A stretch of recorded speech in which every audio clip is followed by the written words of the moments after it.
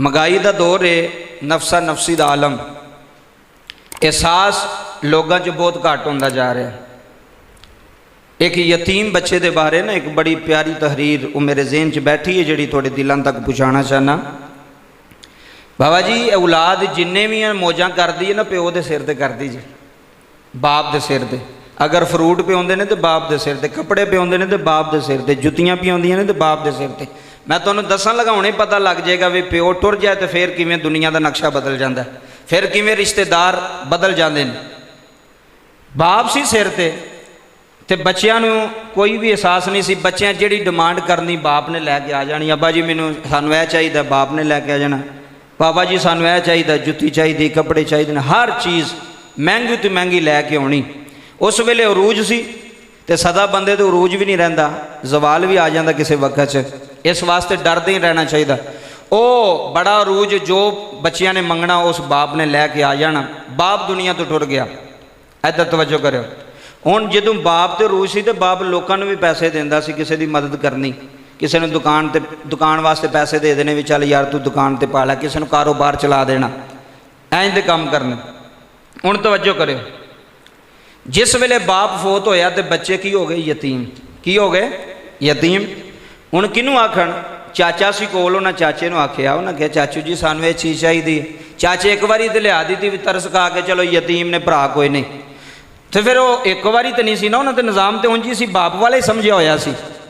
उन्हें फिर चाचे नूं आखिया तो चाचे ने दाबा मारिया, उन्हें कहा मैं तुहाडे स्यापे करदिया रहना।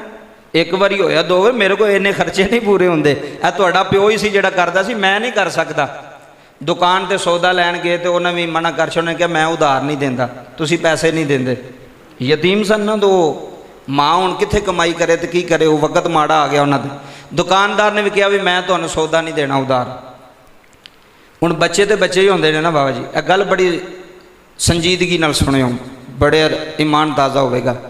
बच्चा एक दिन घर बैठा तो माँ रोंदी पई सी, ते बच्चे के दिल में ख्याल आया मैं क्यों ना अल्लाह नूं खत लिखा।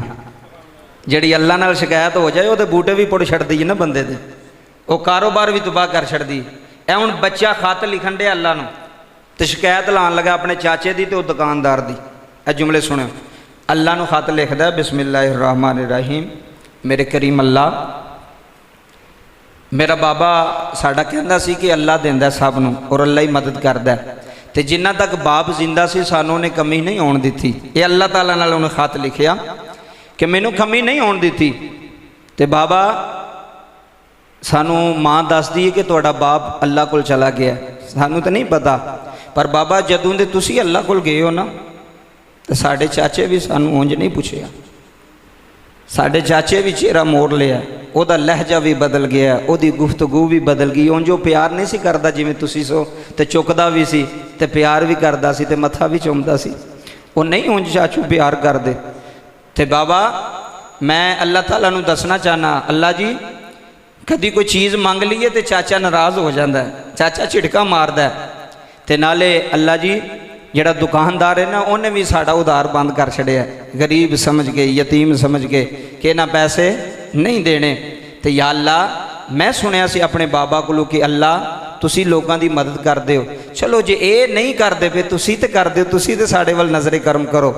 ये खत बच्चे ने लिखिया, इधर वेखो, बच्चे ने खत लिख के ना, इधर गल बड़ी सुनने वाली, खत लिख के तो उन्हें ओदा दो हिस्से करके ना बाबा जी, एक अपने चाचे के घर भेजिया तो एक दुकानदार ते एड्रैस ते भेजिया डाकखाने के थ्रू। और जदों खत आया ना चाचे के वेड़े, तो जदों यह गल बड़ी सुनने वाली, सबक विच सबक लभदा है, बंदे की जिंदगी बदलदी। खत एक दुकानदार नूं लभा तो एक चाचे नूं मिलिया, तो जदों चाचे ने खत पढ़िया तो वो भी अथरू आ गए। वो लिखिया ही एडे दर्द नाल सी ना उस बच्चे ने, अपनी लाड मुहब्बत नाल। जदों वो दुकानदार के कोल खत पहुँचिया तो वह भी रो पिया, वो भी तड़फ पिया।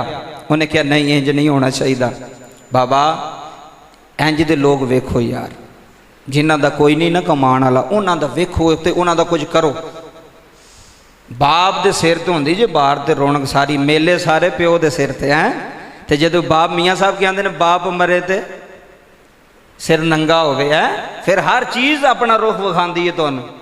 फिर यतीम, फिर वो यतीम एवं तो नहीं ना किसी ने आख्या यतीमी बड़ी औखी है, शाला कोई यतीम ना होवे ते बचपन में कोई हो जाए फिर और औखा काम बन जाता। उन्हें तोबा की, उन्हें बच्चे नाल प्यार किया, खत पढ़ के चलो उन्होंने कोई नसीहत हासिल हो गई, तोबा कर ली। चाचे ने भी जिमें अपने बच्चे सनौंजी रखने शुरू कर छड़े। वो दुकानदार ने भी कहा कोई गल नहीं, तुसी थोड़े को पैसे बन जाते दे छड़े, ना बने मजबूर सन ना, तो दे छड़े ना बने तो ना ही सही।